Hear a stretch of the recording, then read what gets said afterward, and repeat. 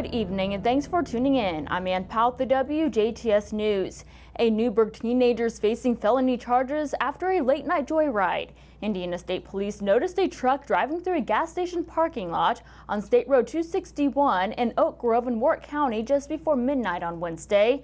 The truck didn't stop at the stop sign and failed to use a turn signal. Troopers tried to pull the vehicle over, but the driver refused to stop and reached speeds of over 85 miles per hour. The pursuit then came to an end when the driver lost control of the vehicle and struck an abandoned building. The male driver and passenger were both 14 years old and from Newburgh. The passenger was released to his parents. The 14-year-old driver, however, was arrested and transported to Southwest Youth Village in Vincennes. The driver is charged with felony counts of resisting law enforcement and unauthorized control of a vehicle, as well as misdemeanor counts of operator never licensed, criminal mischief, and reckless driving. With the end of daylight savings time a little over a month away, now might be a good time to examine your sleep habits. The Purdue Extension Office is hosting a free educational webinar about the benefits of sleep, the risks that come with getting a poor amount of sleep, and tips on how to improve sleep quality. The webinar, called Sleep On It, Why Sleep Matters, takes place on Thursday, October 21st from 12 noon to 1 p.m. on Zoom. To register, you can visit bit.ly/sleepoctober. For more information, call the Purdue Extension Office of Warwick County by calling 812-697-6100. Jasper residents have a chance to get rid of old papers while still giving a little extra love to the planet next week. The Jasper Chamber of Commerce is sponsoring a community paper shredding event on Friday, October 8th from 10 a.m. to 1 p.m. at the St. Joseph Church South parking lot near Newton and 10th Streets in Jasper. The event is free and open to residents and businesses. Each resident or business has a 100-pound shred limit. Staples, paper clips, and file folders can all be shredded. However, this is for paper products only. Items like credit cards, DVDs, CDs, and floppy disks will not be accepted. Shredding services are all provided by Piranha Mobile Shredding. Memorial Hospital and Healthcare Center in Jasper is helping residents take a deeper look into their health. The next Friday community health screening event is held on Friday, October 29th from 7 to 9 a.m. at Memorial Hospital Employer Services on 2nd Street in Jasper. Participants must be at least 18 years old or older and will have their cholesterol and blood glucose checked by a finger stick.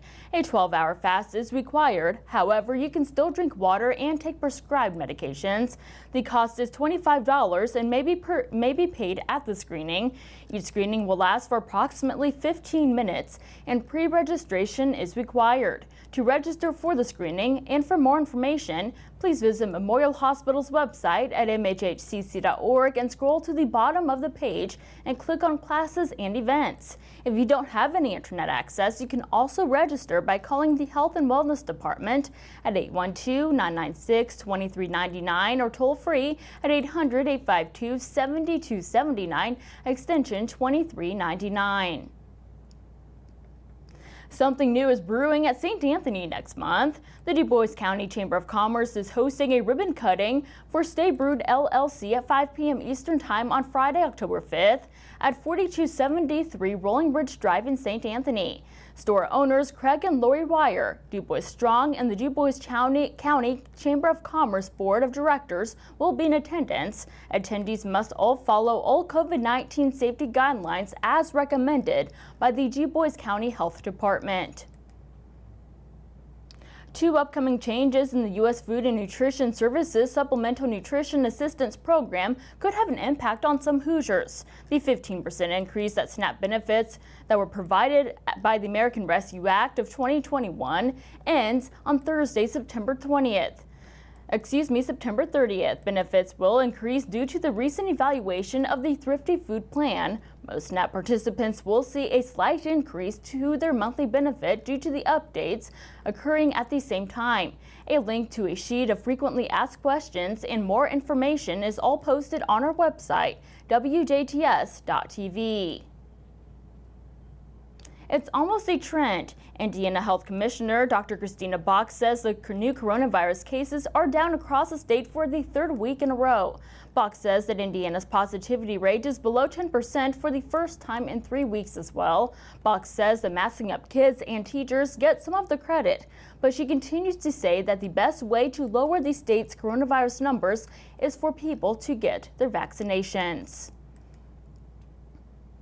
Indiana is facing the latest wave of COVID-19 with 3,482 new cases reported on Thursday for the state and a total of 31 new deaths. To date, there have been a total of 962,808 cases of COVID-19 and a total of 15,165 deaths reported around the state, with 493 additional deaths as probably associated with COVID-19. There have also been 112 confirmed cases of multi-system inflammatory syndrome in children. As of right now, only 55.7% of Indiana's population is fully vaccinated.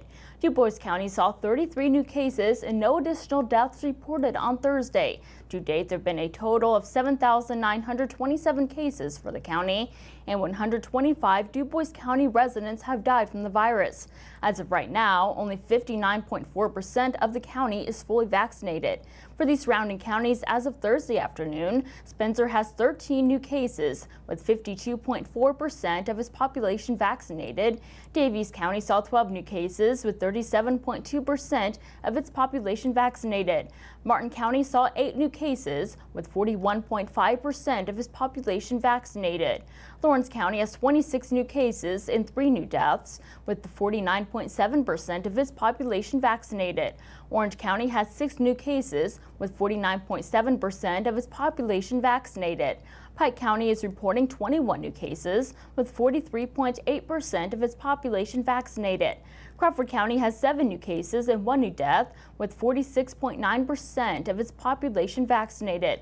Perry County now has 5 new cases and 1 additional death, with 58.9% of its population vaccinated. And Warwick County has 22 new cases, with 65.2% of its population vaccinated. 28.3% of ICU beds for Indiana District 10 are used for COVID-19 alone.